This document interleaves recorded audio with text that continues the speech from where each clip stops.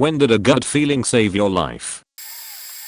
It was Christmas Day. I'm driving to my parents at 6 a.m. It's extremely dark out when I see a horrible accident in front of me taking up the two right lanes. Both vehicles don't have their hazard lights on. I pull in front of them, switch my hazard lights on, and get out of my car on the freeway hoping I can help them and make sure they're okay.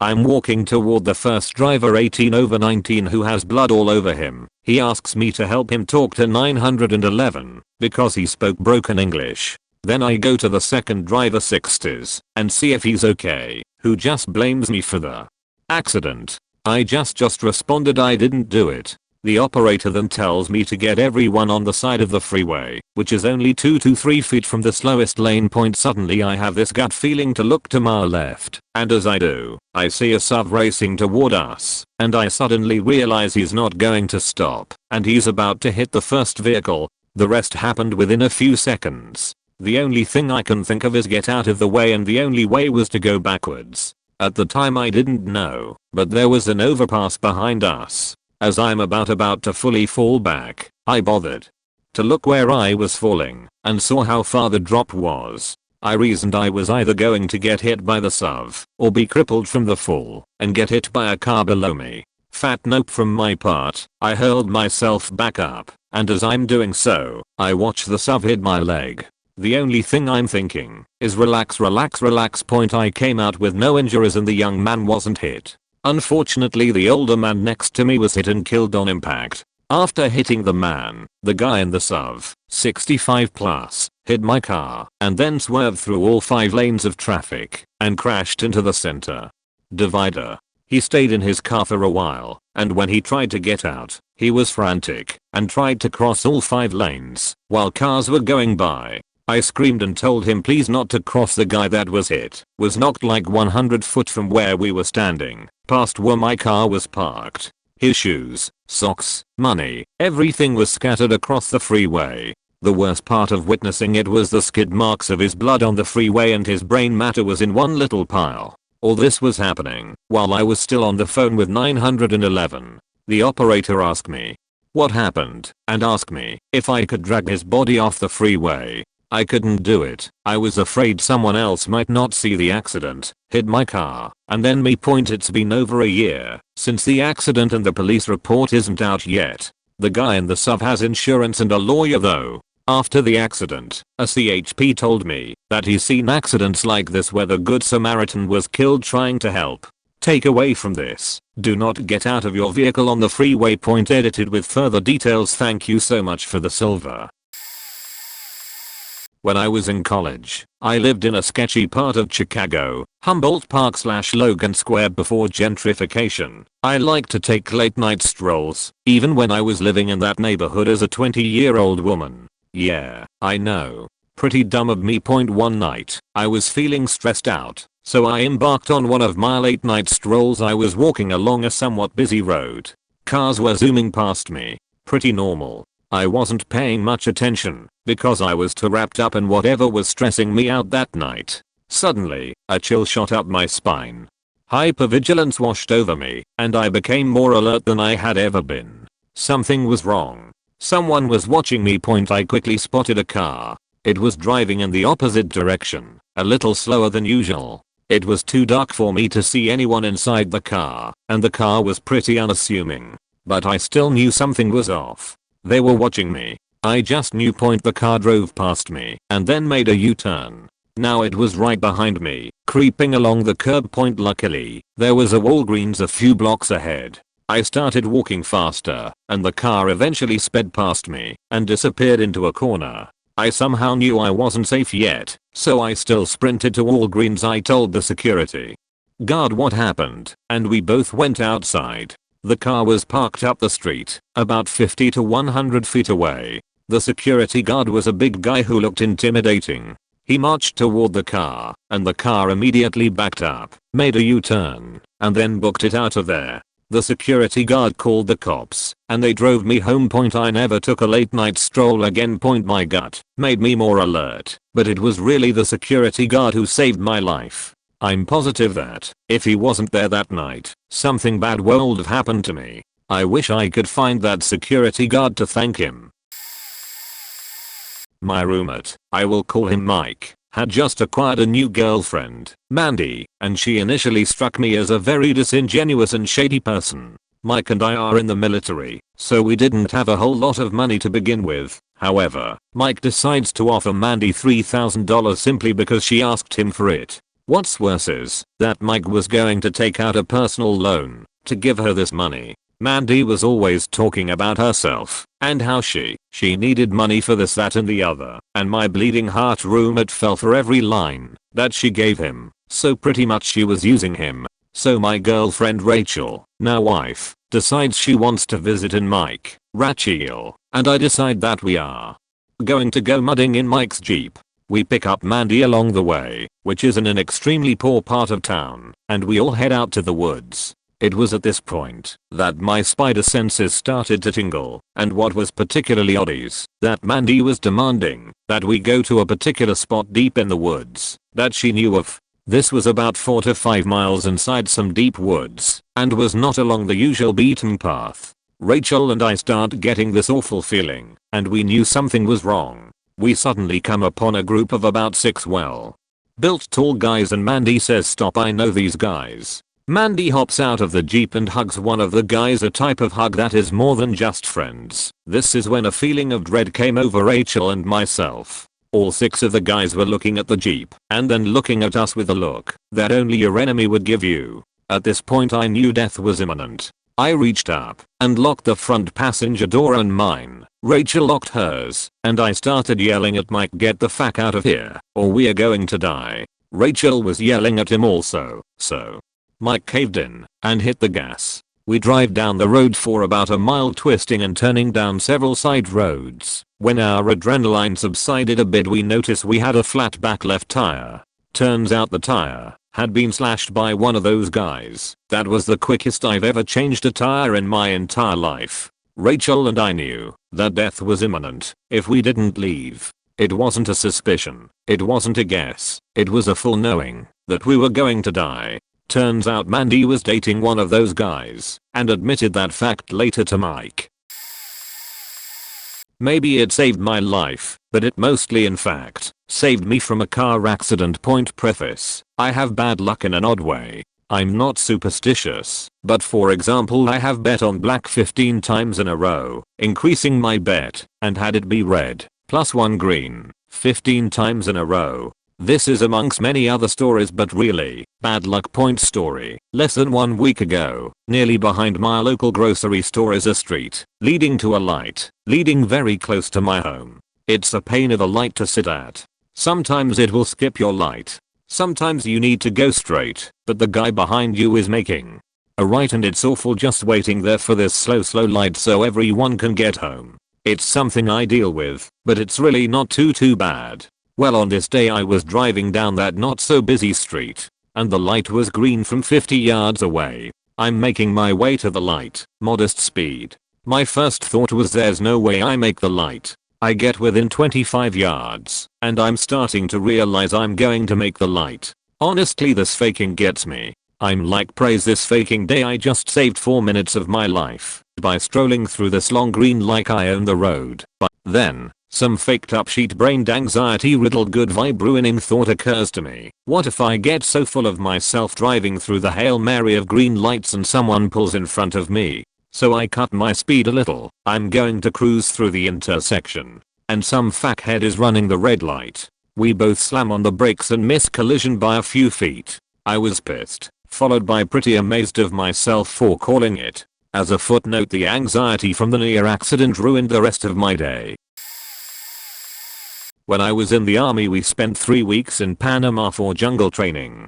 The terrain down there is a nightmare, nothing but steep hills. You try to stick to the ridges if you can, but unfortunately they rarely run in the direction you're traveling. On our last day in the field, we were moving to set up an ambush when we came to the ridge of a hill, roughly 200 meters from top to bottom, with about a 45-degree slope. We really should have rappelled down it, but we lacked the rope to do it properly. Instead, we start carefully picking our way down the hill while carrying about 65 pounds of gear. About halfway down the hill, I slipped Had that frantic moment where my arms are pinwheeling while I'm trying to catch my balance, but luckily I stumbled against this spindly little sapling of a tree, just a couple of feet tall. It was just barely big enough to stop my slide and let me regain my balance point. While I'm doing that, I hear a guy at the top of the hill yell rock, meaning he's just kicked a rock loose and it's now tumbling down the hill. I look back, but don't see anything, so I shrugged and turned back to continue my journey down the hill. Okay, so this is the weird part. Even to this day I can't explain it. I'll just tell it the way I remember it and let you draw your own conclusions as I'm preparing to head down the hill. I swear I heard a little voice in the back of my head, you know, you might just want to take another look up that hill. Okay, so I turned to take another look, and this time I spotted the rock. It was about the size of a bowling ball, moving at a pretty good clip, and it must have just hit something and bounced because when I spotted it the rock was about 2 feet from my face and zooming in for the kill. I think I reacted the way most people would. I screamed cheat and tried to dive out of the way. I almost made it. Damn thing clipped my elbow and threw me straight back, and the only thing that stopped me was that same little spindly sapling I'd bumped into the first time. I thought I'd shattered my elbow, and I'm hollering like a stuck pig, but thankfully I was only badly bruised. Thing is, if I hadn't turned around for another look, that rock would have either snapped my neck or thrown me down the hill to let gravity do the work. Either way, that little voice probably saved my life, and like I said, I still can't explain it.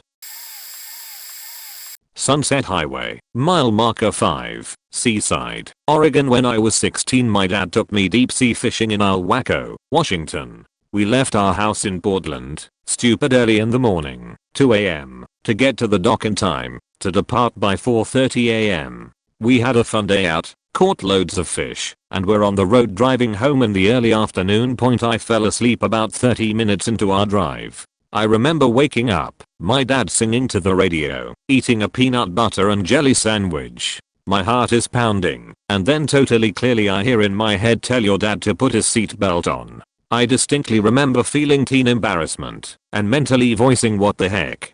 No way, I'm not going to tell my dad what to do." After a couple minutes and more of my dad serenading me to some Willie Nelson song, I hear the voice again, this time very directly, "Tell your dad to put his seatbelt on, and tell him right now." I begrudgingly oblige and say, "Dad, you should probably put your seatbelt on." He says, "Oh shoot, thanks, silly that I even need the reminder." And he buckles up and goes on singing and munching on his PBJ. I smile, my heartbeat settles down, I close my eyes and lean my head against the window and promptly fall asleep. The next time I open my eyes, I'm staring at the coins that were resting on the dashboard, now floating in slow motion in front of me. I see my hands are outstretched, and for some reason they make contact with the windshield.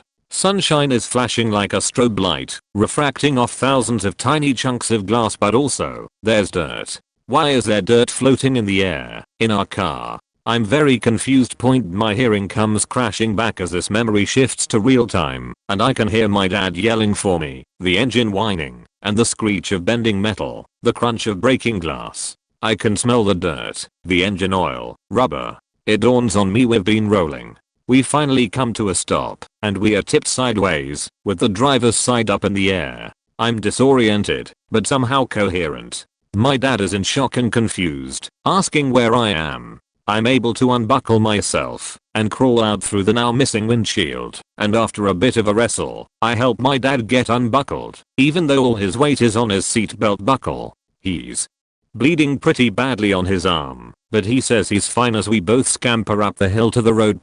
Traffic has stopped, and there's now a crowd of people who gasp as we make it up roadside. We watched it all happen in slow motion. We just knew there wouldn't be survivors. Multiple people tell us, "You need to sit down, you're not looking good." One man tells me, "I feel fine, but my ears are ringing, and my right ear is bloody to the touch." My dad is really dazed and keeps asking for me, even though I'm sitting right next to him, telling him I'm fine and I'm right here. It starts to dawn on me how crazy this all is as I look down and see just how far we climbed up to the road. We must have rolled 5 times after flying off the road at 60 miles per hour.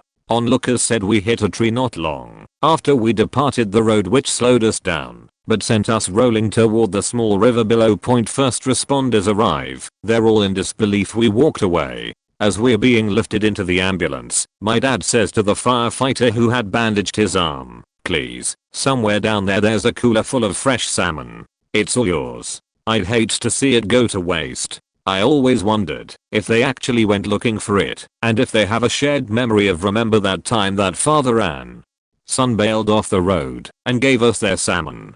That was the best BBQ ever. We were whisked off to the hospital to get checked out. "You are unbelievably lucky," the paramedics kept telling us. "It's not called the bloody highway for nothing," says his partner. At the one of them pulled my dad aside and said, "When you go to collect your things from the tow yard, you may experience some pretty intense emotions seeing the vehicle."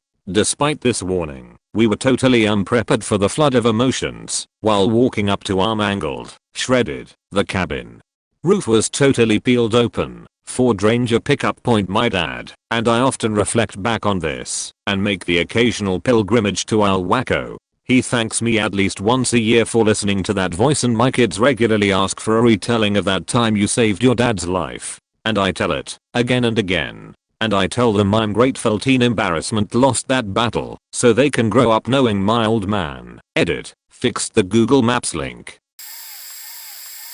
I decided to waste time before heading home, since I skipped out on work at the time and went to a plaza near where I used to work. I stopped at a couple stores before hitting a Party City. It was near Halloween time, so I wanted to see what they had out. But, mind you, the area I was in was completely unsafe. It was known for a bit of human trafficking activity. I'm a 20-year-old female who is 5 feet 0 and weighs about 110 lbs. I'm quite small, but I thought I'd be okay just checking the store out because the other two I went to were fine and I didn't get any weird vibes from them. So I parked my car at the end of the parking lot in front of the store closest to the road. It was all I could get. I went in and just started to look around. There was a couple families, so I felt fine up until I went down an aisle near the front and saw a man on the phone who was looking very uninterested at the thing he was gazing at with another lady. He glanced at me and wouldn't stop looking at me. He spoke Spanish, so I couldn't make out what he was saying. Since my Spanish is pretty limited despite living in Arizona for so long, I started to feel uneasy, so I went toward the back into the next aisle, thinking my mind was just in overdrive since I was supposed to be at work and that's where my parents thought I was. I finished looking down the aisle and once I got to the back, the same lady that was with the man was already standing back there, as if she was waiting for me. I smiled at her and nodded in my head, as I do in respect when I make eye contact with someone. I thought it would be a good way to show her that I've seen her face enough to know what she looks like. So I went back down the aisle again and saw the man standing to the side near the front. I noticed a lady finishing checking out and rushed over behind her. The moment she walked out, I did too, and I hauled us to my car and quickly started to drive away towards the freeway. I really felt uncomfortable and I thought maybe I was being overdramatic, but the only reason I knew about the activity there was because a couple weeks after the incident, there were reports of a few areas in Phoenix regarding human trafficking. And that area was one of them. So, never again. Here's one. The wife had crashed her car. After a month she got an insurance payout, and after a brief search she found about 100 kilometers from our place in Sydney, Australia. I wasn't keen. The weather forecast was for storms, quite strong ones apparently, but she was insistent, which is a tale for another day. So we drive down to Sydney. Now, the seller was a guy who'd just closed his car yard down and had just a few vehicles to sell, keeping them at home. Wife looked at the vehicle, liked it a lot, took it for a short drive, all good. While that was going on, and the drawing up of paperwork, a few people were coming out and covering their cars with thick blankets. A severe storm warning with large hail had been issued. I thought I'd better move my car under a tree and hopefully avoid the worst of it. I love my car and didn't want it written off due to hail damage, as had happened to people I know. So I get to it just as the rain truly begins to bucket down huge amounts, and then the wind starts thrashing the trees, really thrashing them. and I realized that the tree I'm parked under, which had multiple trunks, 4 or 5, is rocking to and fro. And my gut instinct said, hey law not, you can't stay here. So I rolled my car forward about 4 meters and looked in my rear vision mirror in time to see the tree crash on the road behind me. Close enough to put a large scratch near the petrol cap, but no other damage. And in 10 meters in front of me, I turned around to see an enormous tree had crashed right across the road, pulling down power lines. When I went back to pick up the wife, the car salesman's garage had a tree go through it, crushing 2 of their cars, though not the one she was buying. We drove home, picking it up after the money was sorted in a few days, and on the way the suburbs were a mess. The damage was crazy. Turns out 2 supercells had met over the city, and where we were was literally ground zero. Could not have been in a worse place. So in conclusion, I was very glad I listened to my gut.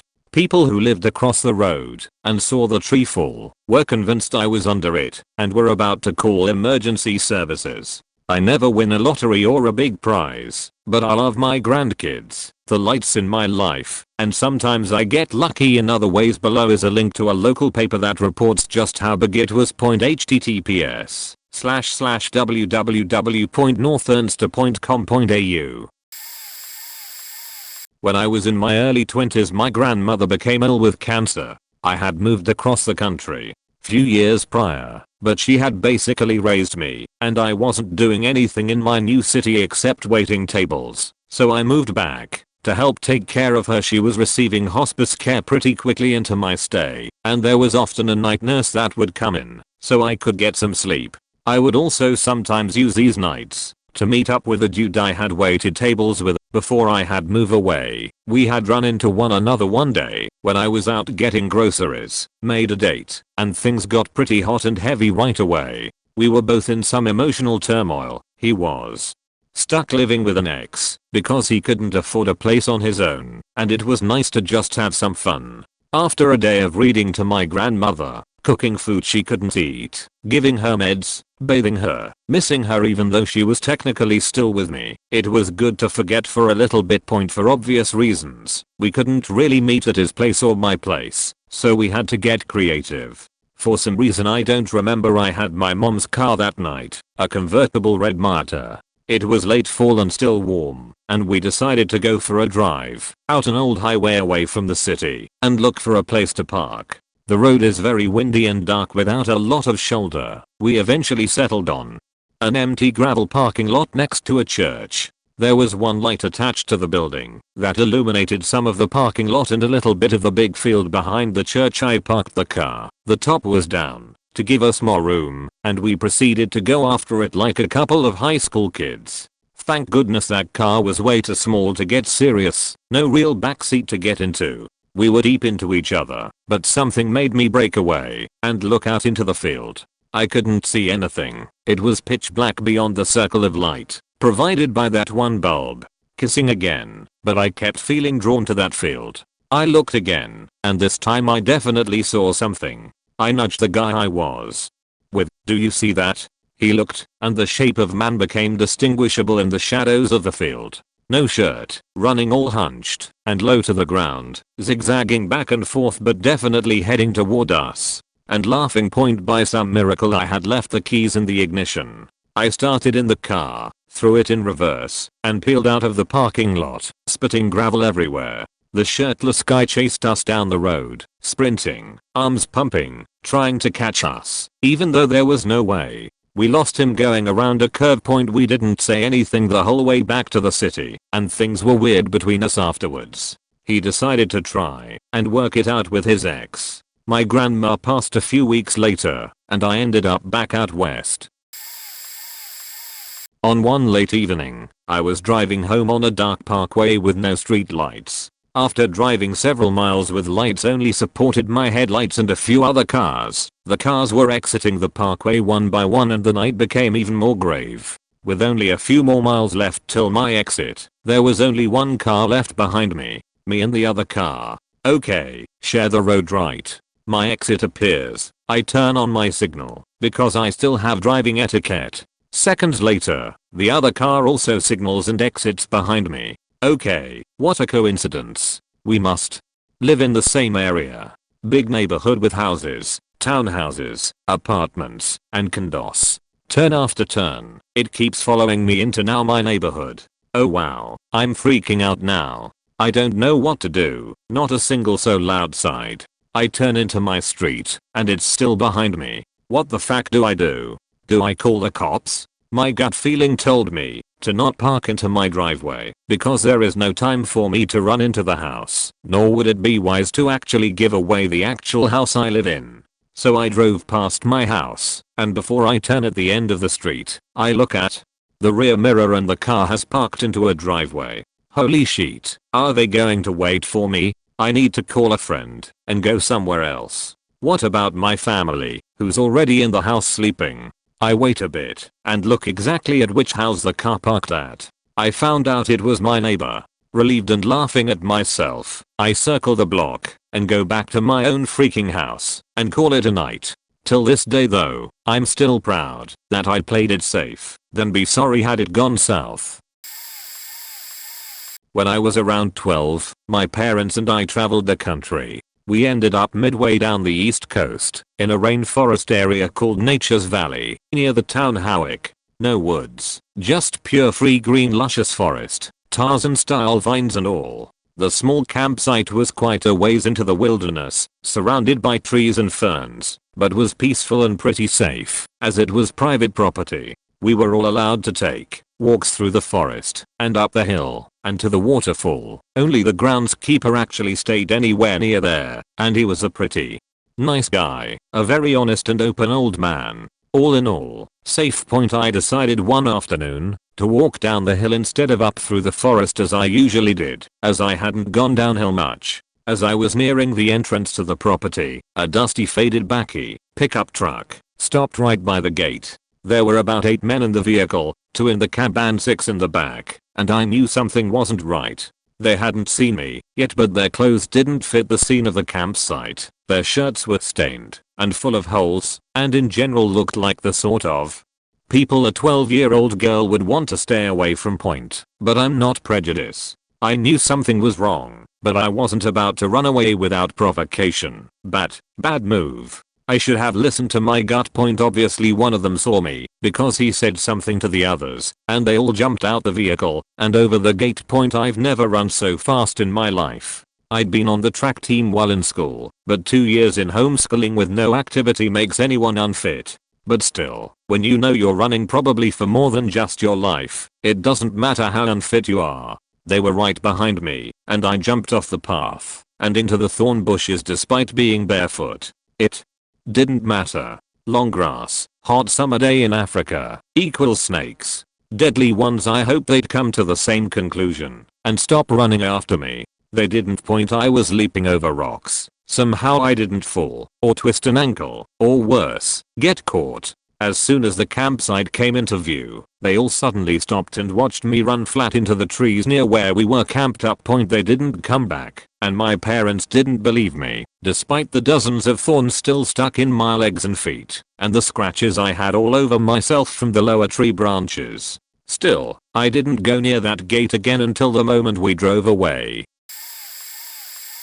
I was maybe 5 to 6 years old, had bronchitis due to a bacterial infection, was being treated with antibiotics. The night after I took the second dose, I'm lying awake coughing, and I suddenly start to feel really weird. Couldn't say what, but something just felt wrong. I decided I should get up and go to my parents' room. My chest felt tight and itchy as I got out of bed. By the time I made it to the door of my bedroom, my airway had started to swell shut, and it was getting very difficult to breathe. By the time I made it into my parents' room, I was barely getting any air at all. My limbs and face were starting to feel tingly from lack of oxygen. It felt like someone big was kneeling on my chest and squeezing my throat. I had to shake my mother awake, because I couldn't even speak. By the time the ambulance arrived, I was losing consciousness from oxygen deprivation. I woke up in the hospital and was informed that I'd had an extremely severe allergic reaction. We eventually deduced that I was reacting to the antibiotics I was prescribed. We hadn't noticed the milder allergy symptoms I'd had after the first dose because I had a cough and chest pain already due to the bronchitis, and I'd thought the hives on my legs were just bug bites and the reaction had almost killed me. If I hadn't gotten up when I did, I might have lost consciousness before I was able to wake my parents up, and most likely wouldn't have survived. I started carrying an EpiPen with me after that, and haven't taken that specific type of antibiotics since.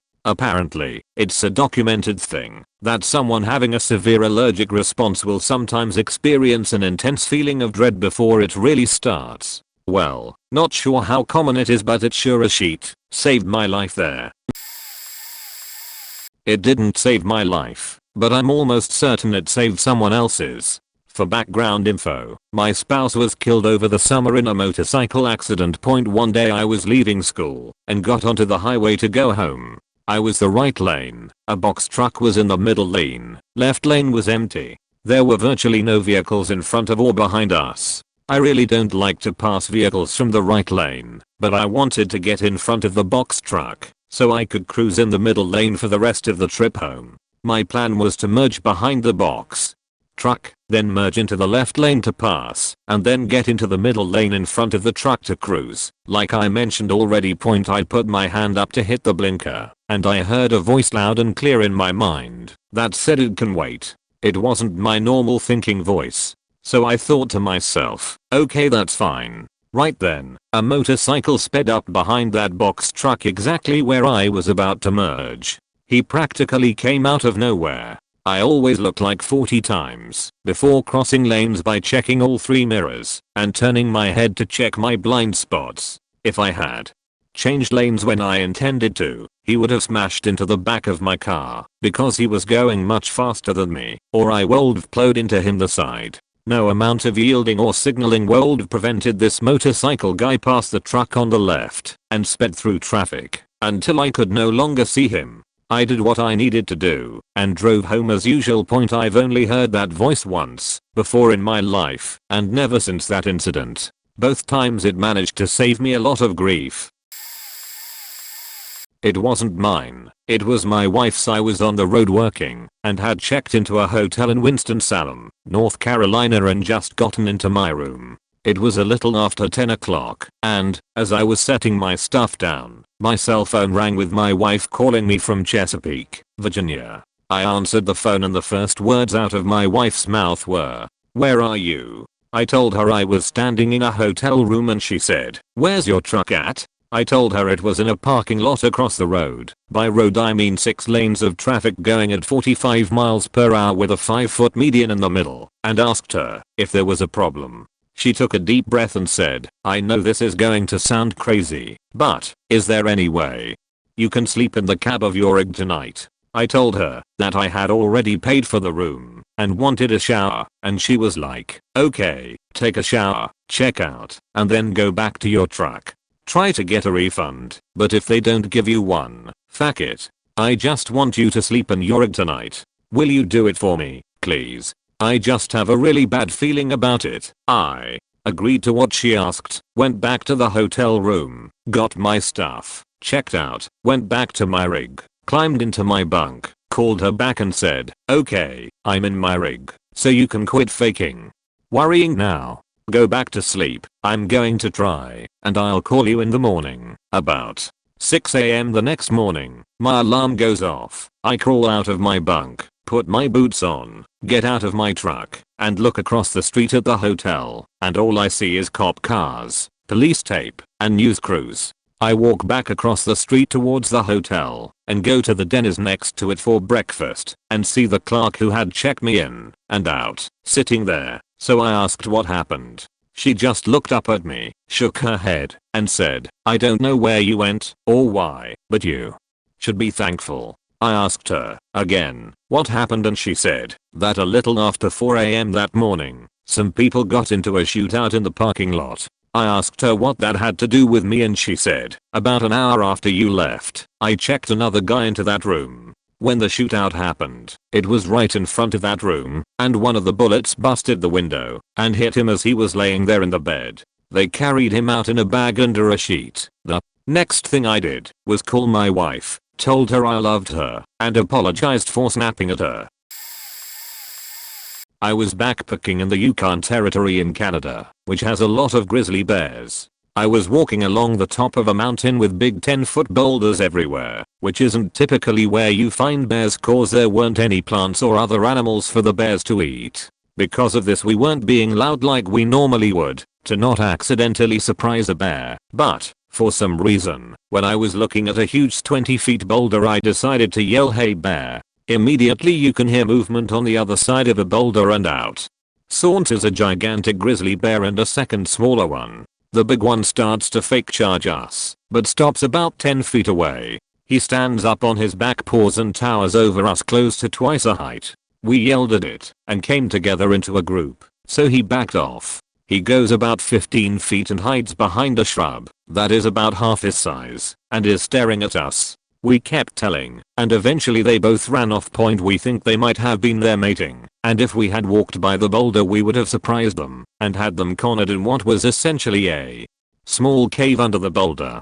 This would almost certainly have gotten a violent response, and the closest hospital was 3 hours by helicopter away, which means they won't get back to the hospital for at least 6, more likely 7 to 8 hours. The gut instinct to yell out stopped us from surprising them and stopped an almost certain mauling by 2 grizzly bears.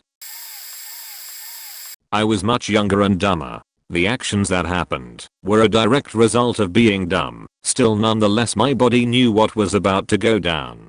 2 buddies, Jay and A, and myself decided to go camping on a whim and drove a few hundred miles to a state park in Virginia. The passenger, A, and myself had been drinking and the driver, J, was just a careless teenager. Well, while we were sipping through the state park, many hairpin turns, and a very narrow trail at that, the passenger, A, and myself decided to stand on the back seats and hang out from the sunroof. Well, something went wrong. One of us hit the driver's arm, causing him to spin out of control. A was thrown from the vehicle, but something told me to hold on. I just remember being frozen and staring out over the mountainside thinking, if this car goes over I'm done. I held on so tight I had left finger indents on the car's roof. When the car finally came to a rest by hitting a wall, we assessed the damage. Car was totaled. J had a concussion. I had broken ribs from hitting the side of the sunroof, but A had hit the side of the sunroof on his way out and was losing a lot of blood. We were stuck in the middle of nowhere, no cell service, when a park ranger pulled up. Said he had heard the crash from over a mile away. A ended up being medevac from the side of the mountain, and J and I left in ambulances. If I had not had the instinct to just hold on, I don't know what would have happened. I don't condone what we did, and I highly advise against it. Though till this day I can still remember time moving slower and just holding on for dear life. I was driving home from work when I hit a part of the highway that was full of heavy construction. The lines for the lanes had recently been repainted, but you could still see the faint old lines on the road. Because of that, people normally slow down below the speed limit, since it was hard to tell which line was new and which was old. As I was driving through the construction, I was almost sideswiped by an SUV that was matching speeds with me in the left lane. I had a really bad feeling and slowed down even more to let this car go ahead of me. Once I was behind him, the SUV drifted into my lane and frantically corrected itself a few seconds later. He had a hard time staying in the lane, after which could have been because of the lines that had just been painted. But the bad feeling wouldn't go away. I was beginning to get scared that he was going to cause an accident and stayed as far as I could behind him, so I could keep my eye on the car as we neared the end of the construction zone. There was a part where there was a break in the concrete barriers off to the left side where the construction crew could get their cars or trucks in. The guy in the SUV started to drift again, this time to the left towards the break in the barrier. He wasn't slowing down either. My heart started racing as he went off the road and head first into the barrier without even braking. The force of the impact sent his car flying backwards towards my car. My body automatically reacted and pulled the steering wheel to the right into an exit lane that thankfully had no one in it. If I hadn't done that, the back wheel of the SUV would have hit the windshield right where I was sitting. I was running on adrenaline and didn't think to stop right after. I looked in my mirror and saw that the SUV was faced sideways on the road, taking up both lanes of traffic. I spent the rest of the drive in a complete daze thinking about the what ifs that could have happened if I hadn't gotten that bad feeling and decided to keep an eye on that guy's car. I never found out what happened to the guy to cause him to run headfirst into the barrier, but I'm always more cautious about driving through construction zones now.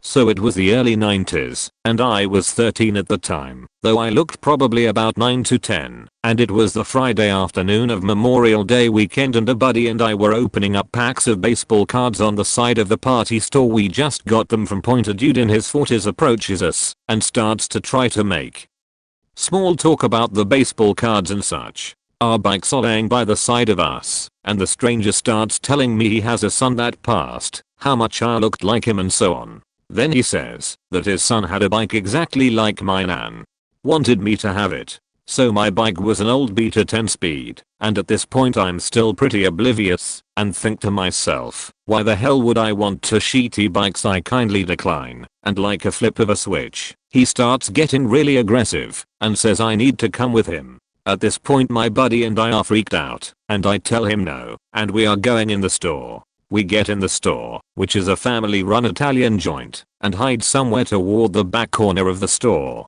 The counter guys notice us and question what we are doing. We break it down and the oldest one of them goes into superhero mode, jumps over the counter and heads toward the front door. As he's going through the double door, the stranger pulls up in his car like a bat out of hell and seems like he was about to charge to go inside, I presume to snatch me. He noticed the employee coming out the door, got back in the driver, and gunned it out of there. No one got plates in all of it, and probably not the wisest decision, but the store owner tells us to hurry, get home and tell our parents. I get home fine, but decide I'm not going to say anything because it was a holiday weekend. I wanted to be able to go out and hang with my friends. Once school came back around on Tuesday morning, I kind of forgot about it until I was called down to the office, questioned by officers and all that. My parents weren't happy lol. But in my defense, the school/city turned it into a huge deal, made the metro area news and all that. Point summary, stranger danger tried to snatch me, didn't tell my folks, so I could still have a fun weekend. I've told this before, but if it was on Reddit, it was long ago. I used to live in a 200-year-old building. The windows were the old sash weight type and the weights had all broken off. The windows had also been painted. It had been an old opera house, but it had been gutted, and those apartments were thrown together and thrashed. My neighbor was a crazy guy when he took his bipolar medicines, and he loved whatever they had him on. He asked me to help him install an old window AC unit that he had. I went over to lend a hand. We got the window open, and I was holding it. He came running in with the old window AC unit because he was all medicated and thought it would be best to hurry. He slammed the AC unit into the opening and I tried to lower the window down upon it. Apparently, I'd opened the window a bit too much because it was stuck, even though it weighed 50 pounds. Somehow we switched, and I was holding the AC unit on the window ledge, and he was trying to unstick and close the window. I thought, hands, hands, hands, and then something exploded in my brain. Move your hands was the only thought. The voice originating from within the depths of my brain, being impossible to ignore. I moved my hands to allow my neighbor's old AC unit to fall 20 or so feet down to smash on the pavement of the parking lot. This isn't what happened. What happened is the window became suddenly unstuck and came crashing down onto the AC unit the very instant that I'd let it go. I would have broken every bone from my wrists to my fingertips. That window would have shattered my hands. It would have turned them into a plesiosaurus. I probably wouldn't have died, but I bet I'd wish that I had for a while. My neighbor and I figured it was a job well done, and I left. Went into my apartment and told so that I couldn't be so nice anymore and helping people with their shit. If I'm going to break my hands, it has to be at work, so they'll pay me as compensation. There would have been nobody to take care of us. I was driving to school one morning on an icy/rainy day, and I was early because I thought traffic would be bad, but most people had chosen to stay home. I saw that McDonald's was open and decided to stop and have my breakfast inside instead of eating at school. I almost didn't stop because I never ate anywhere but in homeroom, but on this day my brain was telling me to stop and have breakfast, take a few minutes before school, to enjoy my morning point. When I got to school I noticed there was a great deal of police/fire and rescue in the student parking lot where my spot was. I parked on the side of the road and walked down to see. I saw two pretty badly mangled cars and the small oak tree in front of our spots had been felled.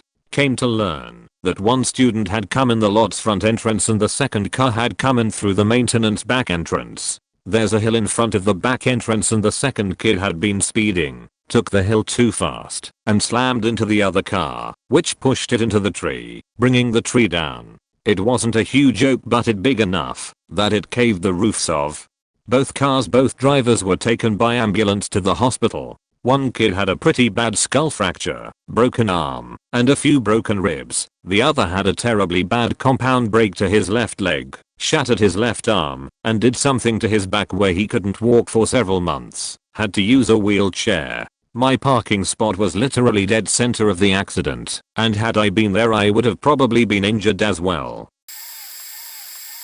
This needs some context first, so bear with me. I must have been maybe 6 or 7 years old at the time, and back then, I was a bit of a worrier. Mostly thanks to my mom constantly worrying and telling me careful, you'll break your neck anytime. I even so much as stood up point in my bedroom. I used to have a big red metal bookcase. If you lived in the UK in the 90s you probably had one. It looked like industrial shelving, but made from Meccano, which was about 6 feet tall and 3 feet from my bed. It was old and beginning to bend and warp out of shape due to the amount of books shoved into any space the shelves could offer. It was there for several months before one night I was laid in bed and a random worry popped into my head. If that thing were to ever collapse, that would hit me and probably kill me. I laid worrying about it for several hours, visualizing where it would land if it did fall over. I realized that if it did, I was screwed, as most of it would come down on my head and torso. Point. I finally got out of bed and quietly and carefully moved my bed about 2 feet further away as to not wake anyone else. I got into bed and again started visualizing its fall. Unsure of my initial predictions I moved it a further foot or so again. After about 30 more minutes of late night anxiety about my impending doom, I finally fell asleep.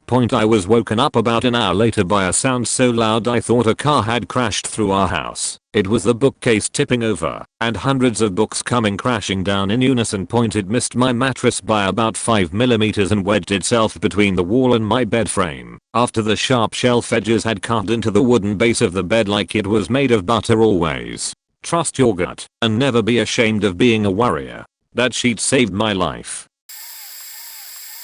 I posted this a while back on a similar thread. TLDR at the bottom. Went to a party with some friends. It was in the town over from our, and it was a very nice area. Nice, big house with a spiral staircase. I guess a couple of my friends knew the guy who was throwing the party. I did not.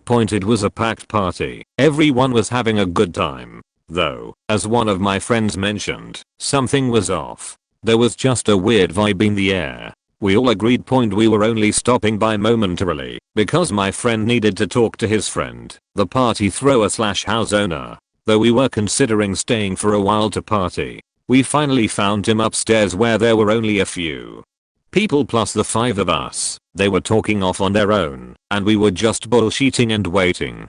The dude was pissed about something and kept going on about some other guy who was at the party. So at that point my friend is done talking to the dude and was like, yeah, let's get the fuck out of here, fuck this. Everyone agreed, especially at that point, with this angry guy in the same room as us. We were ready to get foe, so we left in a hurry. We were there maybe 10 minutes. A couple days later we heard about how the angry party thrower/owner ended up going after that guy and guns were also involved. Someone was shot, I believe. A whole mess. Like I mentioned above, before we got there we were going to stay for a bit to party, have a good time. But a few minutes after we got there all of us knew that something was up, and we immediately changed our minds about that. And luckily we did. Apparently all that shit went down only about 10 to 15 minutes after we left. Who knows what would have happened to any of the 5 of us had we stayed. TLDR. Went to some guy's party that my friend knew. Right after we got there we all felt that something was just not right. My friend talked to his friend who was the owner slash party thrower, and the dude was angry about something. After that we decided to not stay and get the hell out. Maybe 10 to 15 minutes after we left, the owner confronted a guy at the party and shit went down. Guns involved. Someone was shot. Glad the 5 of us all felt the same vibe and decided to leave. Who knows what could have happened had we not. Back in the late 90s, some friends and I were into inline skating. Don't laugh, it used to be cool. Sort of. Anyhow, we all had similar work shifts and used to go night skating. I used to live in Central California, near Fresno, an ungodly place high in crime. Just throwing that in for reference. So me and my buddies get off work, meet up, and hit the streets like we did 3 to 5 times per week. Our route used to take us quite a few miles through town, down main roads, through parking lots, through parks, bike paths, etc. One of our usual routes took us through a nearby park, where we could throw a few grinds on some park equipment, leap over some decorative rosa bushes, have a little fun with it. Basically, one of us would just take off in a direction, and the rule was to have the rest of the guys, there were usually no more than 3 of us, follow suit. Challenge and fun, if you will. Sorry, rambling about my beloved hobby. Onto the creepy part. So we are blazing down the street, following the lead guy, and we get interrupted by heavy traffic. Damn, we have to actually stop at a light, instead of jaywalk slash skating across the street. Okay, no biggie. It happens. We start talking about the nearby park, and how that's our usual spot, so let's just go there. My buddy Don, lead guy that night, turns to us, and says, nah, let's head over down this street here. The park is looking kinda dark tonight, and we don't want some creep trying to molest us or something. We all turn to look at the park, and sure enough, half the damn lights are out, or have not come on yet. It's 10 PM at this point. Easily. We get a bad feeling about the park, and abandon the idea of going there in favor of just hitting the parking lot across the street, and then heading to wherever the wind took us. No problem. We finish the evening skate session, and head on home, bed. Work the next day, etc. The lead guy, Don, has his mom tell him the next day, we were about 20, but that loser still lived with his parents, that a bum was killed in that park around 9 PM to 12 AM. He was stabbed something like 20 to 30 times. Probably for $3 or something stupid. I've never forgotten that night, and how damn close we might have come to getting killed. All because we were just out having a good time. P. Homeless dude of Merced, California. Also, I've never stopped missing rollerblading. Being old and having a bad back sucks. Don't necessarily know if this is necessarily saving my life, but alas, I'll go on. It was after school one day, when I was around 11/12, I was being a dumb troublemaking youth, and decided to go into a department store with my friend. Let's say his name was Garth. Well, Garth and I were being little jerks, and tossing products around. I was eating some of those goldfish crackers without intending on buying them, just generally being a sheet. This caught the attention of one of those loss prevention officers. Caught us as I was in the middle of shoveling crackers into my mouth and had come to confront us. This scared the shit out of me. Before this I have never really gotten in trouble. Well, as I was getting talked to, Garth completely bailed on me, and I was stuck there to face the punishment. But this is where it got odd. I was pulled behind some racks of clothes to be spoken to, and was told that I could get in a lot of trouble, which scared the absolute life out of me, because my mom would kill me. But I was given an out. I was told if I just gave him a kiss, I could go with no repercussions.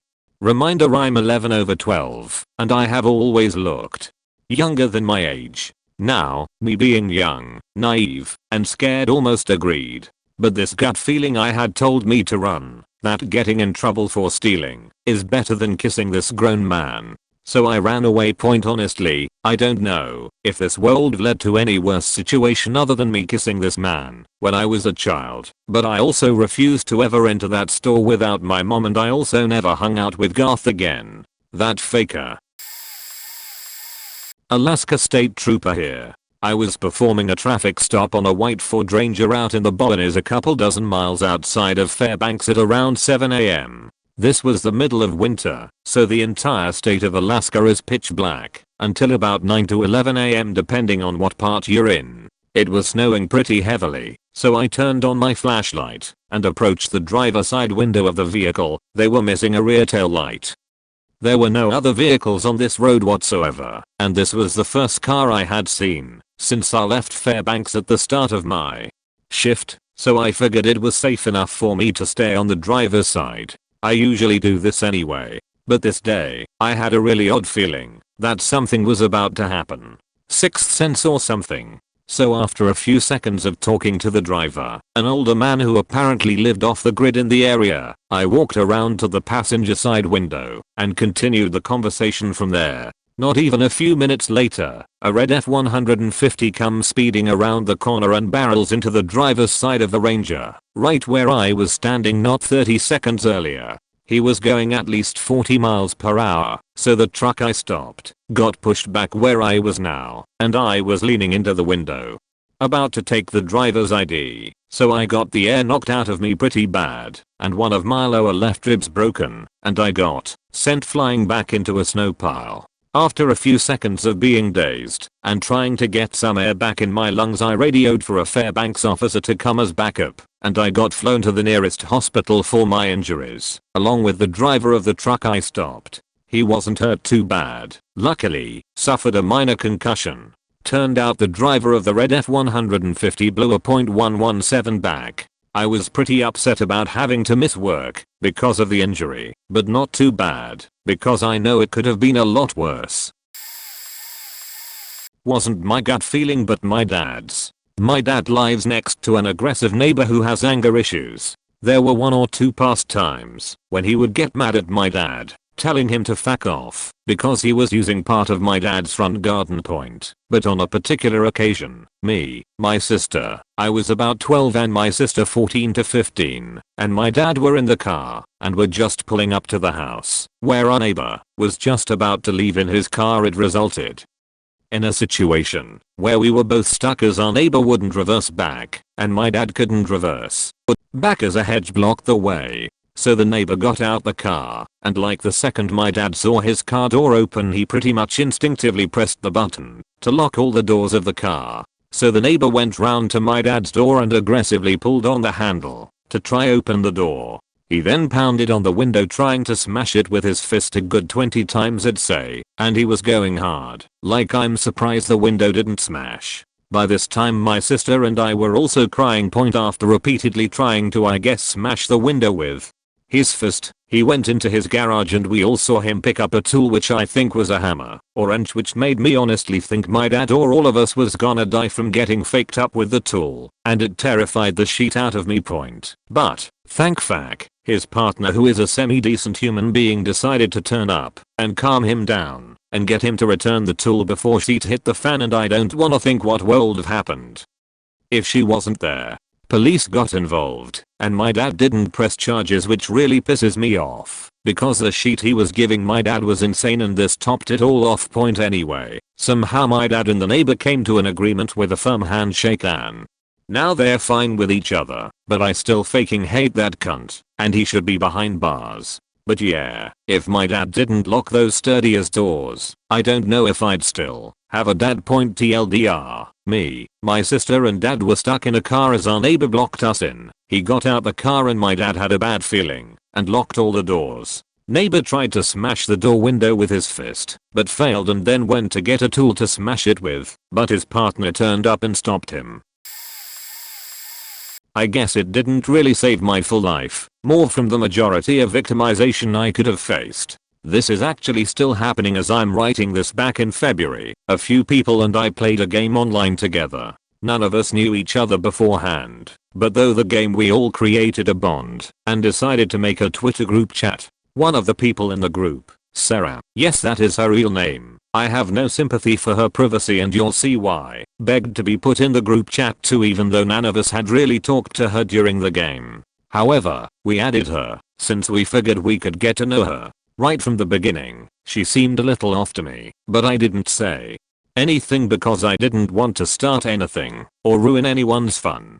Then the DMs started. She would constantly hound my DMs, demanding I answer her, threatening self-harm or suicide if I was offline for too long. It didn't help I was preparing for a multi-day trip out of state where I wouldn't have time to be on my phone, nor Wi-Fi, and I don't have data. I told her this, but when I came back, I was bombarded by a mess of messages. I noticed she started doing this in the actual group chat too. I'd met the admin of the chat, Jack, fake name. I asked for something, anything to be done, because at this point I was breaking down. She was kicked, and I very quickly learned by the people saying someone actually kicked her, and oh thank God that I wasn't the only ones with problems with Sarah. The worst part is, everyone under 16 had been hounded in their DMs by her. Sarah is 23, almost 24. On top of that, when the group chat started we all disclosed our ages. She knew full well who she was talking to.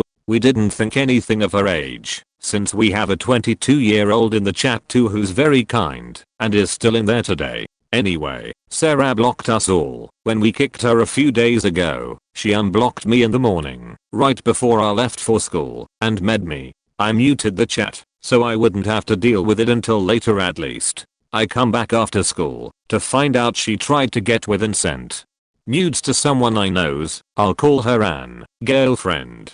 Both Anne and her girlfriend are 17 and Sarah knew this. I publicly stated in response to Anne's tweet about Sarah that I believed her and was with her. Sarah saw this and sent me a DM about me taking Anne's side over hers. This part isn't important to how my gut was right, so I'll skip it, but it was a mess. After the mess with Anne and her girlfriend, a thread started of people who have been affected by Sarah. Obviously, most of the victims remained anonymous, but without us, my group chat, saying our experiences, or using the word pedophile. Most of the claims in the thread are from people who say they are underage and were repeatedly hit on by Sarah. Most have screenshots of their DMs to prove. One was an adult who had a baby, not even one yet.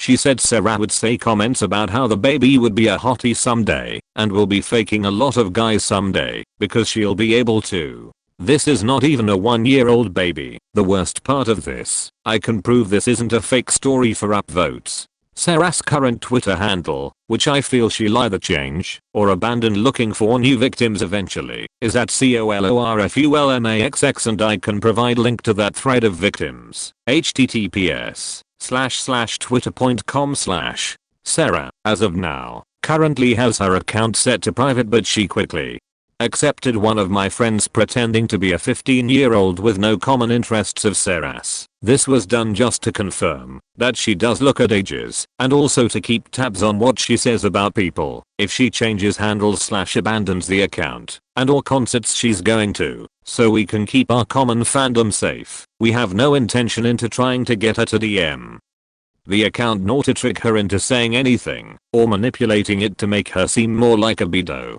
She did that enough already. TLDR, my gut ended up saving the minors in my group chat from being victimized by a pedophile who even sexualizes literal babies younger than 1. The paragraph above includes evidence of the pedophile.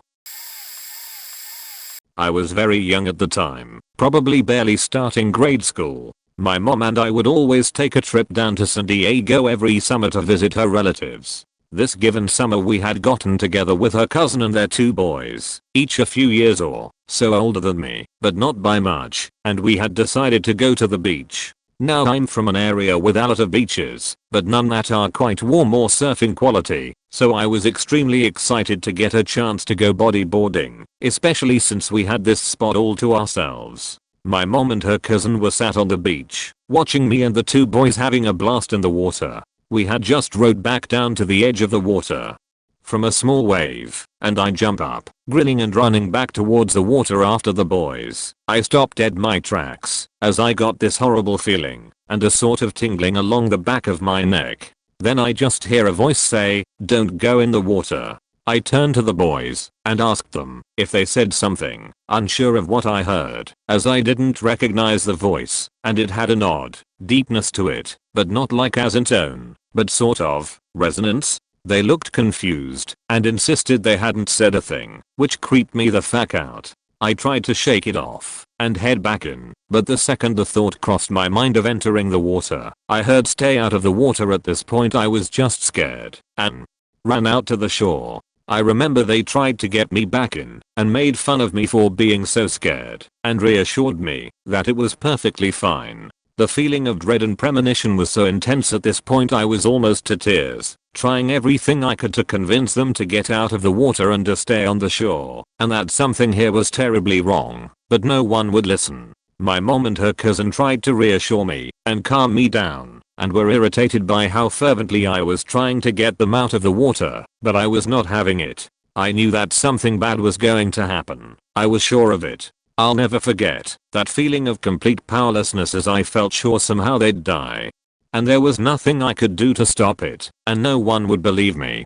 The voice would keep coming and repeating that phrase, and it was distressing to the point where I just sat on the beach as close to the water as I could get without touching it, as I refused to so much as dip a toe in at this point, no matter what anyone said. I sat like this for what must have been at least an hour, doing nothing, saying nothing, and yet it barely felt like any time passed until it happened. A riptide. A faking riptide.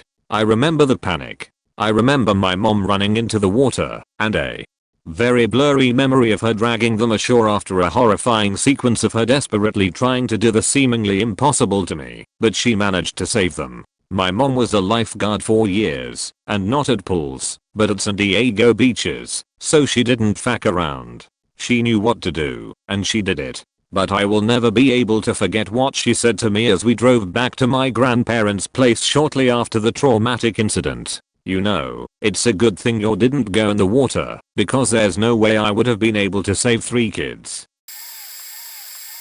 I was walking home from the train station one night. I got off at the stop before my usual, because I felt like walking more, even though it was late, almost midnight, had one headphone in, one out, like usual, and I heard a bunch of yelling a couple blocks ahead. Some homeless people were camped out in front of a church, and it seemed like someone was getting kicked out. A couple guys and a girl were standing on the corner and another guy was in the median of the road, arms spread wide, pacing, and screaming. The guys on the corner were telling him to fuck off.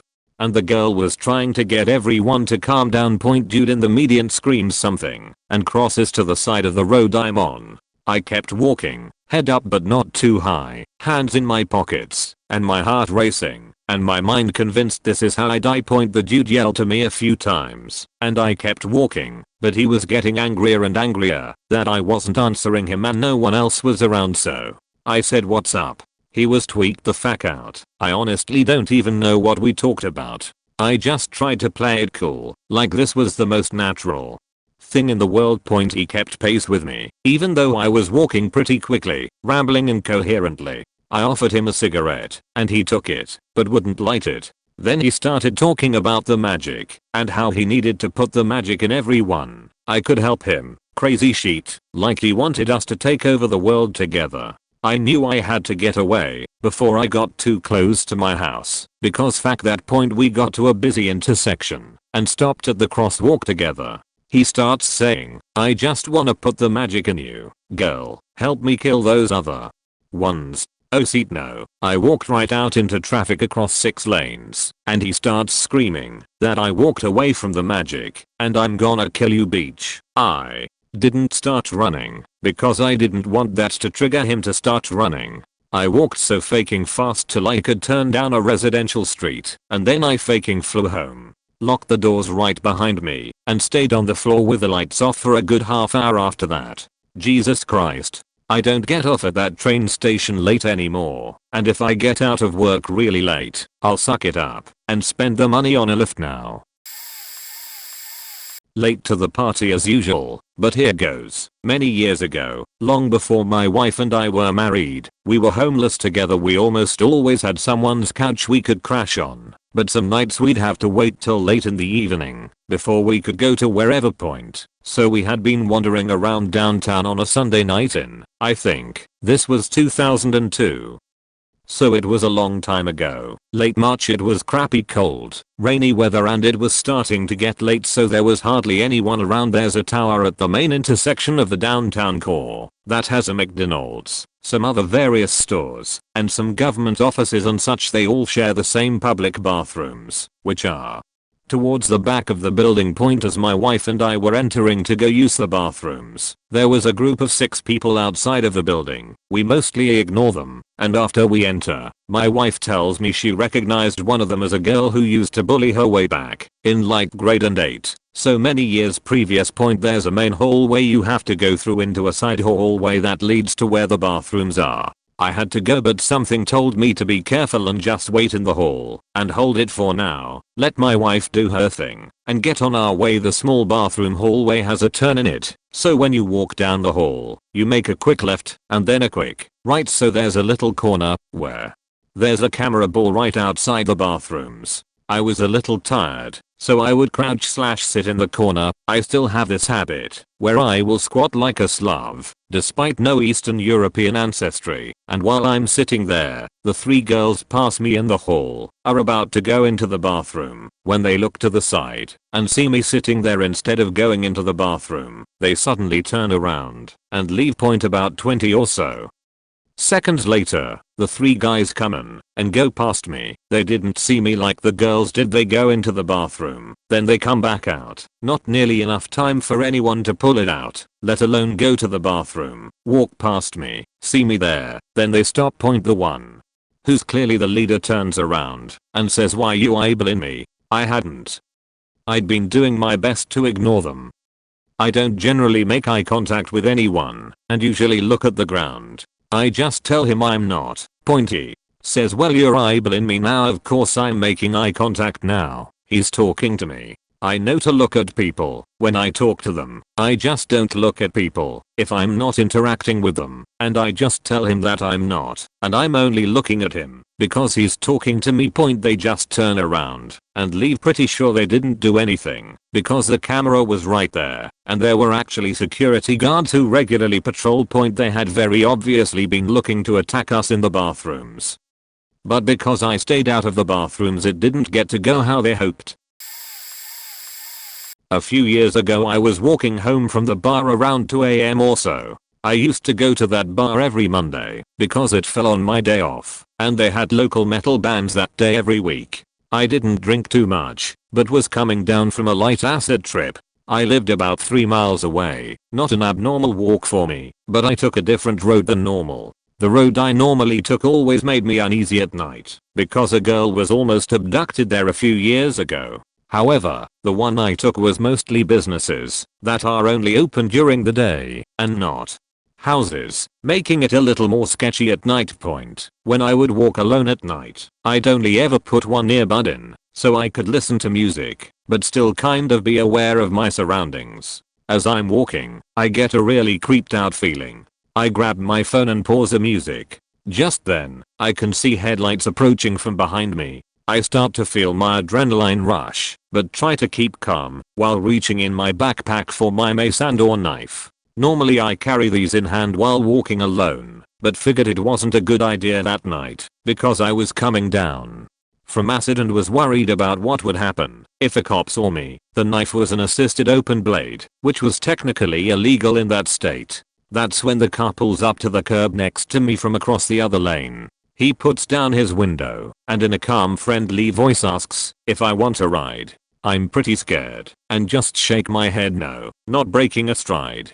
He proceeds to slowly creep along with me, repeating his offer. I'm looking ahead and ignoring him, trying to walk as quickly as possible in the heeled boots I was in. Now he is angry and screaming at me to get in the car. I start running, trying to scan for somewhere to duck into if absolutely necessary. A flyer about 30 seconds of this, a car starts coming from the opposite way, and he sped off. I pretty much ran the rest of the mile home I still had, got inside and locked the door. Long story short, I'm glad I paused the music and pulled out my knife, otherwise I would have been caught unaware, and he may have tried something more drastic. Never took that road again, and felt pretty ashamed that I'd put myself in that situation. One time, my parents, my sister and I found some ice creams in the freezer that we didn't know were there. The moment we got them out, I felt that they must have been dodgy. The best before date said that they were fine, but something was not right. So my mum, my sister and I, or maybe just my sister and I forgot, each had an ice cream. We noticed that they tasted strange. Sort of like really cold cake, but it was ice cream. I took one bite and a nibble, but then I stopped. It was disgusting and dodgy. It knew it wasn't good for me to eat anymore, so I stopped there. My sister's didn't taste disgusting, so she kept eating. The next morning, I had terrible diarrhea. I felt like I was going to vomit too. My gut was in inescapable pain. I knew it was the ice cream. My sister turned out to be okay, but if I ate the entire thing, it could have been worse. After that, I learned that if something doesn't taste right, don't eat it. It could be food poisoning. Another food poisoning story to do with this theme. Every Tuesday night, my mum used to buy these Asian takeaway dinners that were healthy. Some takeaway is healthy where I live. Anyway, they always tasted wrong. I didn't know what it was or how to explain it, but something was wrong. They weren't disgusting, just weird tasting. I would only eat a small amount before deciding that I just couldn't have more. Especially after the ice cream incident, I became more picky about my food. Anyway, my mum didn't usually eat these. One night she did, and she spent the rest of that night awake vomiting up the dinner. We never had those dinners again. This one wasn't my gut feeling, but my parents. That saved me from a big trouble. Before I start, I need to establish that English is not my first language. There may be some grammatical errors. When I started almost the last year to finish school, I got an invitation to a party, the one where you rent a limousine and go to a nightclub to hang out with your friends, but in this case with your classmates. It was a pretty nice way to get to know with the course and do something different. I even paid the whole trip and was looking to pay extra money for some drinks, non-alcoholic ones. That day when I got home from school, I was waiting for my dad to let him know he had to come pick me up when the party was over, but he didn't show up, so I stayed that night. The next day I found out that the party were a little bit of trash, and one of the girls that went to the party ended up having some sort of intoxication for alcohol and drugs. Turns out that someone on the party brought LSD and cocaine, I guess, and was passing it on to everyone. All of the class was scared and tried to hide the whole thing. Meanwhile, I was laughing miles off at home with my mom for how my dad's bad habit saved me. That girl came 3 days later without any other problems, and even her doctor lied to her parents about the drugs and just told them that she passed out because of the alcohol. But for the whole class, that was a traumatic event that they will never forget anymore. One night I'm out with a friend, my brother and my girlfriend at the time. I live in a big city, so everything is open really late. It was probably 9 or 10, and it was pitch dark. We were standing outside a GameStop talking about going across the parking lot to a Dairy Queen when two sketchy looking teenagers came from the back of the shopping plaza. I was the oldest at 15 years old, and the sketchy teenagers looked to be just out of high school, around 18 to 20. They approached us and started talking to my girlfriend. They obviously had an interest in her, as they said nothing to either my friend, brother or I. I instinctively felt uneasy and looked for anyone around. Nearby there was a supermarket with people going in and out, but it was far enough from the GameStop for us likely not to reach it if we had to jet. They began asking, "How are you doing? And why don't you hang with us?" All of my group got the same weird vibes from them. I grabbed my girlfriend and swung her behind my friend, brother and me. I looked the dudes in the eyes and told them to go away. They laughed and asked if she was my girlfriend. I told them yes, and they laughed. They walked back where they came from, still turning around to look at us as they went. My blood was cold and pulse was racing. I still ponder the nightmare that would have happened if my friend, brother and I weren't there. All of us have never even spoken about the incident. I hope they never did hurt anyone, and I was just being paranoid. I actually have two stories with similar circumstances. Not long ago, I was on a walk with my slightly older sister.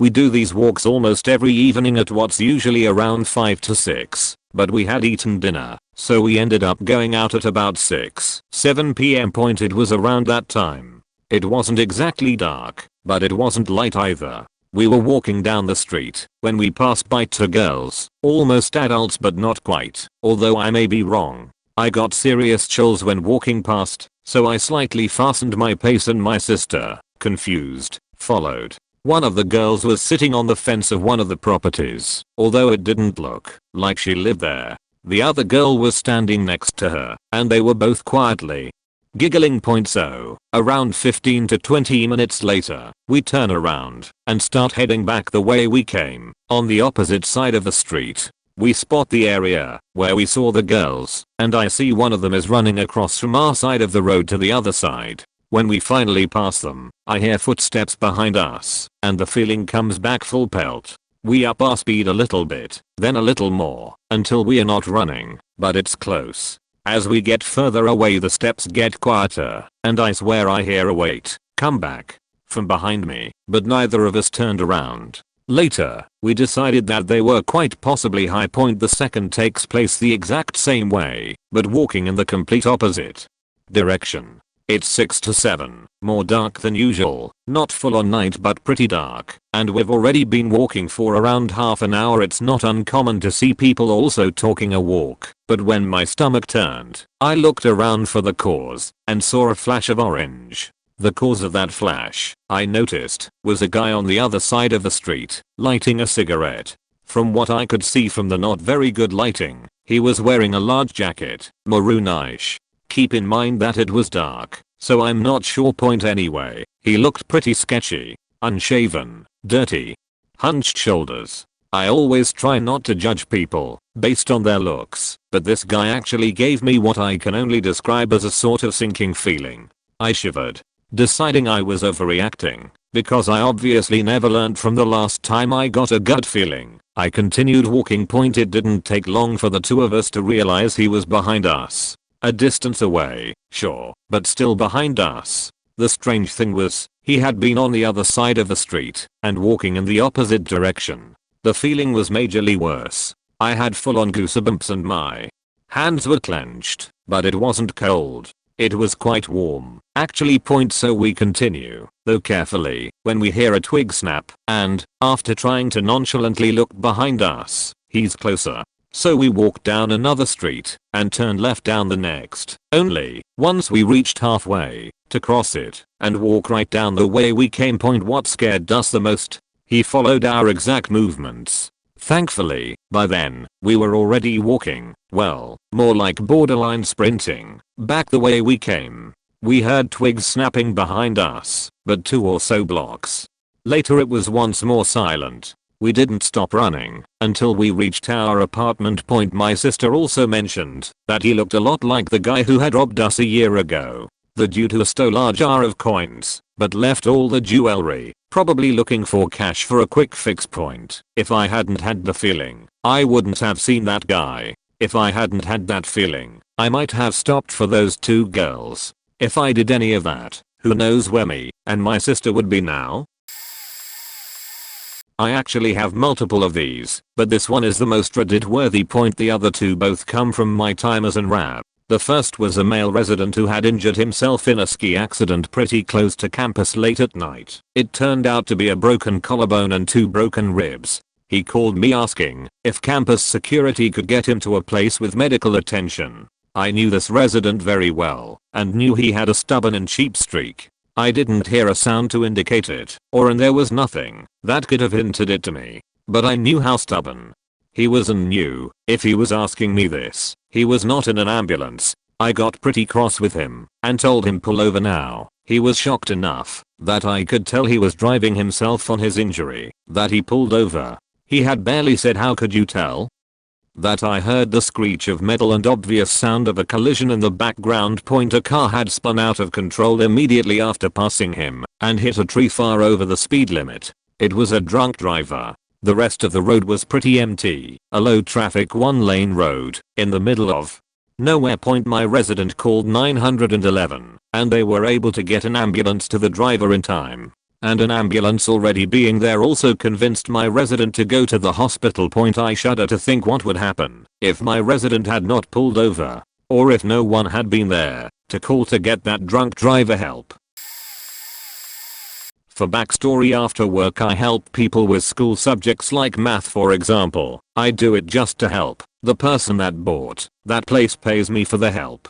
I usually walk from home to work and vice versa. It's only 10 minutes, so it's not a problem. A week ago, when I finished with the last children and went to home, cross the road as usual, then I passed across two motorcycles that for some reason they were on the sidewalk, but I didn't pay up attention to them because they disappeared from my sight kinda fast. I continued my usual path to home and then went to some sort of hall that is on the sidewalk. I always go because cuts half of the walk to home, but for some reason I couldn't. Something said to me that I shouldn't go. I had that on my head as fast as I step only a bit on that hall. After a while thinking I just took the long way home. My mother like 30 minutes later calls me worried sick asking me that if I was alright. I replied that I was fine and asked why that question and that tone of voice. It's very easy to notice when my mother is nervous about something because her voice cracks a lot. She told me that someone was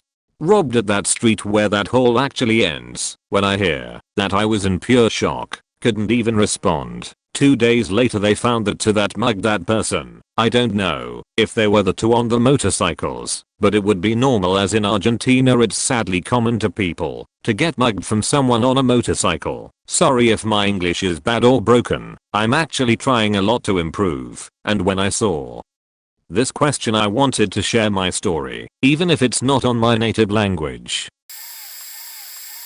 I know I'm late, but whatever, last year in October there was my favorite singer was on tour, and I had gotten a concert ticket as a gift from my grandma.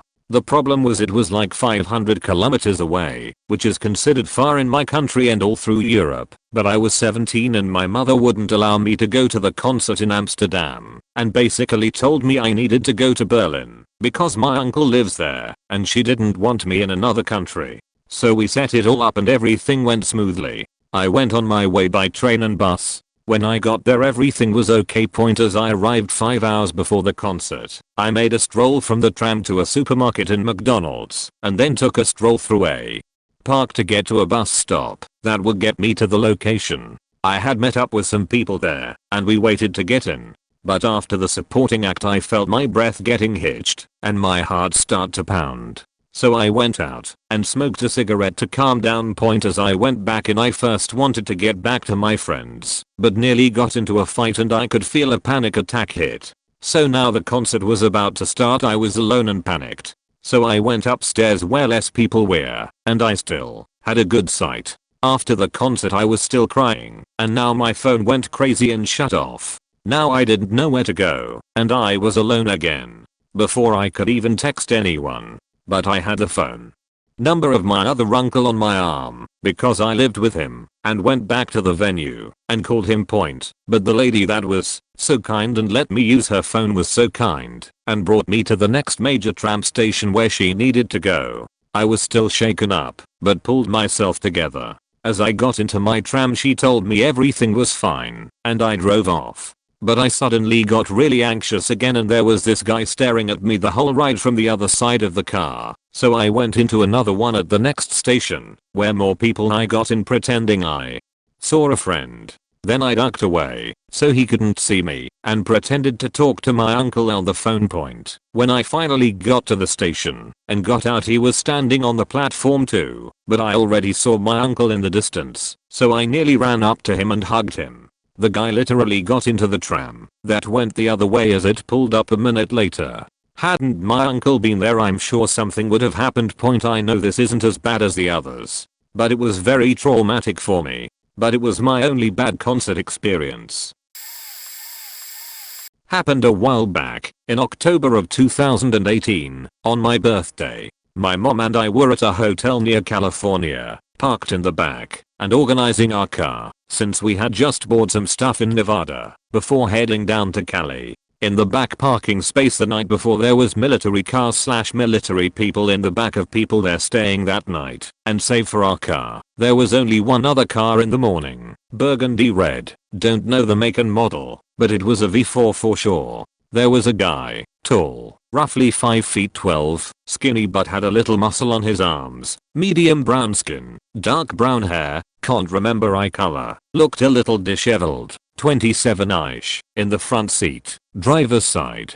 He glanced at us when we walked through, but I never caught him looking at us again, but I got a weird feeling without knowing why. When my mom and I were walking back and forth from the hotel room to our car, I noticed the guy in the car, but didn't take much mind to it, but did realize how often I looked back at the car when I caught myself staring just a little too long. Fast forward to an hour later after my mom and I cleaned the car out, my mom hands me the keys and tells me to get something we forgot inside the car. Believed it was something for laundry. As I'm approaching the car, already on the pavement, the same guy once in the car approaches me with a smile and says he needs his car jumped. His trunk is now open and the jumper cables are on the ground, right in front of the open trunk. I got a bad feeling about the guy. Here's how the conversation went.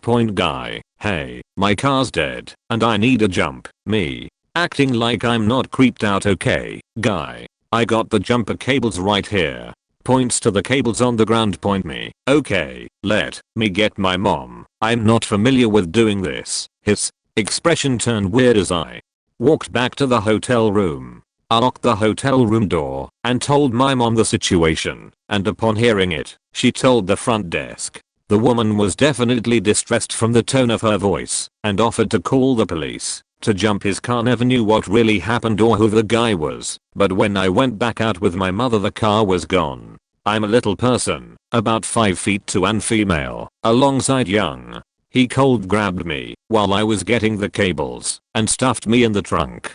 Creeps me out to this day. Don't know if I was in life trouble, but I would probably have been robbed or some shit like that. I'm a boy, but when I was walking home one day at around 3 o'clock in the morning from a party, I walked by this gas station which was a shortcut to get home. It was disconnected from the main road. I spotted a guy sitting in his car, but thought fuck it, we live in a safe town. It wasn't unusual for cars to be parked there, since we have a lot of kids doing drugs etc. Eventually as I walked past him, probably 20 meters after the gas station, I got this weird vibe. I walked a little bit faster. As I turned around maybe 100 meters later I learned that he was following me in his car. At this point I had hit a grocery store, which of course was closed. The area is pretty big and there is a turn onto the main road again, and there is another shortcut which would lead to an ATM that eventually leads into the place where supplies for the store gets delivered.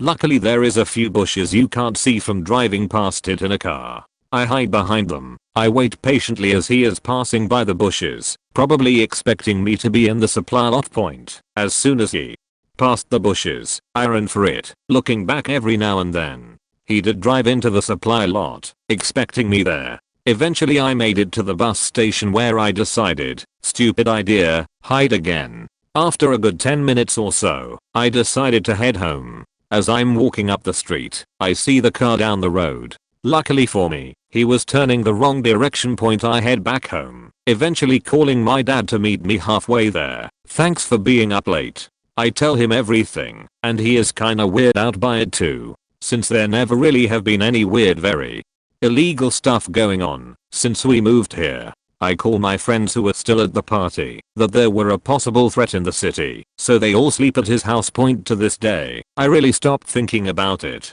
This was 8 months ago, and nothing sinister has happened in the city since. I made a little map for you. If my explaining got a little confusing, or if you're just curious, main road is 449. Yellow, me brown, the guy in the car green, bushes red, gas station blue, supply area. https://jayazo.com/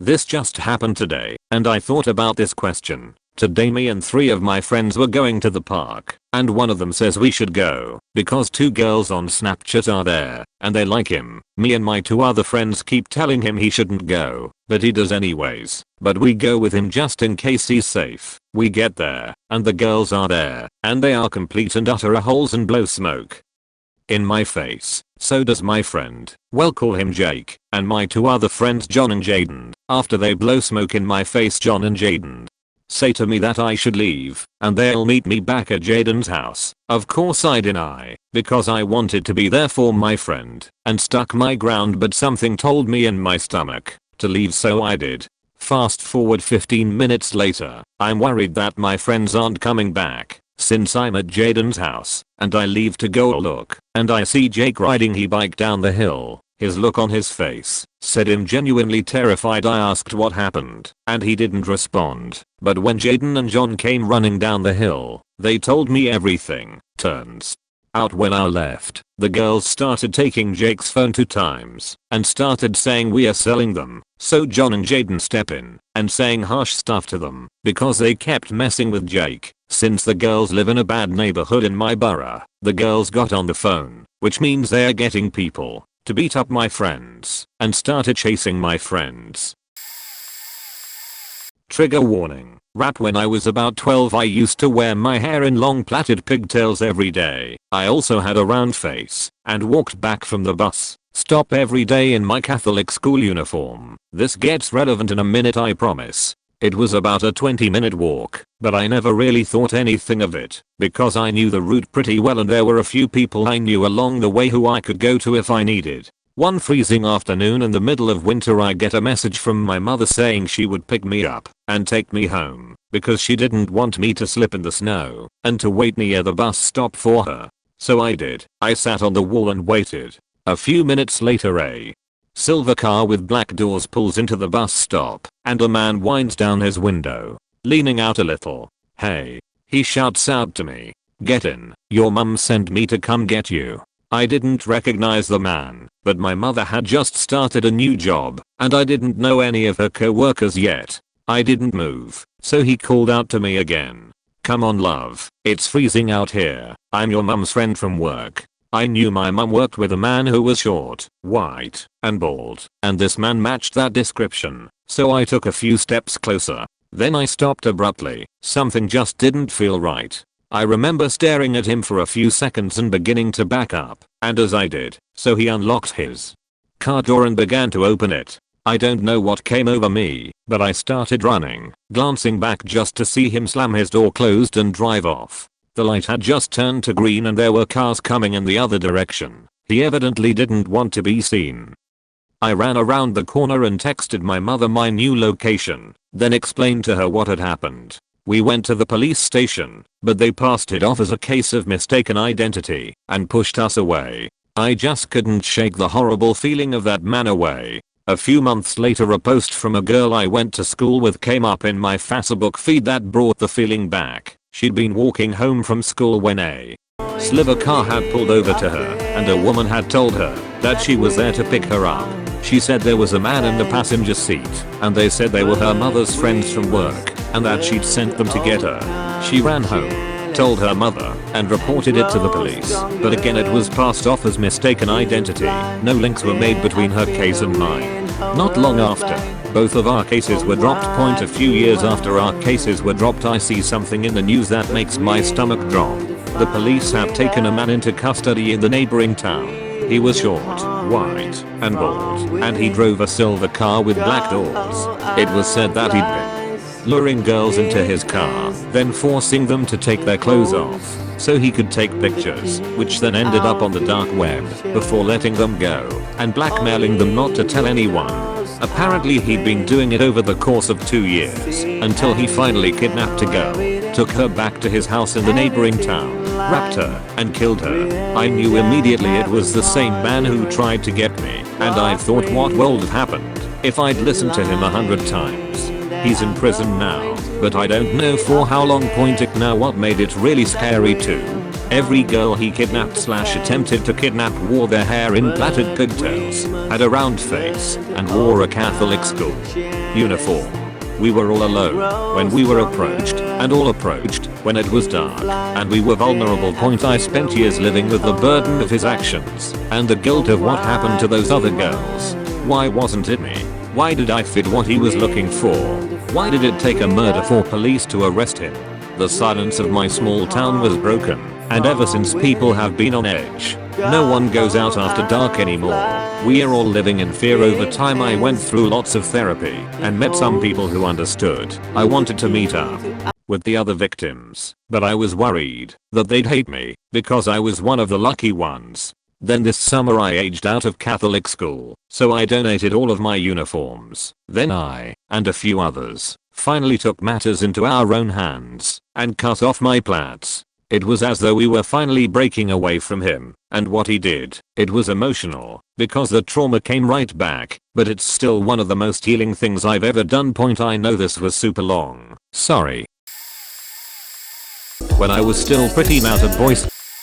A few years ago, my wife and I were leaving a performance of Engelbert Humperdinck's Hansel and Gretel by the Washington National Opera at the Kennedy Center, and I noticed a pretty well-known political journalist by the name of Roger Simon. I'd never met the guy, but I'd always admired his writing, so I introduced myself and my wife and struck up a conversation. We chatted a bit, and then he mentioned that he was heading to a post-show party with a bunch of the singers, some of the orchestra, and most of the board, and he invited us along. We are not from DC, so this sounded pretty cool. We got our coats and headed to the parking lot, which was pretty much like any other large-scale underground lot, in that they always feel a little unsafe. But this was just eerie. As we got deeper into the lot, the guy started talking more and more about his father, how they'd had a difficult relationship, how violent he was, how he still lived at home with his father. I had this increasing sense of impending doom, and so did my wife.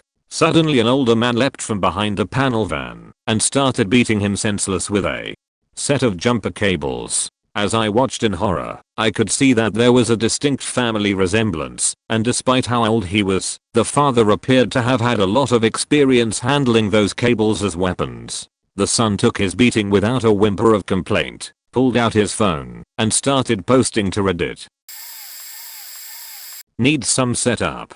So, I do not like talking on the phone. Usually I only talk to someone in an emergency. I'm always a texting kind of guy. When my dad calls, however, it's always plain old annoying. Usually it's something trivial like the name of a street they're on when they can just go into a nearby business and ask. Second, because they always call my phone and waste my credit despite the fact I'm antisocial to the point where I rarely leave the house, so why not use the landline, since my goddamn phone doesn't work, ironically, in my own house. He also never calls me when he's at work or when I'm on a course or something. Now, I'm in class one day and things were a bit hectic over the weekend. Aunt was sick, suddenly took a turn for the worst, but we were all told by the doctors that was recovering and would leave the hospital soon. Well, I go into class and, against my mum's suggestion, since it wasn't likely, I tell my tutor about my aunt, and if anything happened I'd have to leave early under the pretext that my mum was a close relative, and if anything happened, mum would want to be there to take care of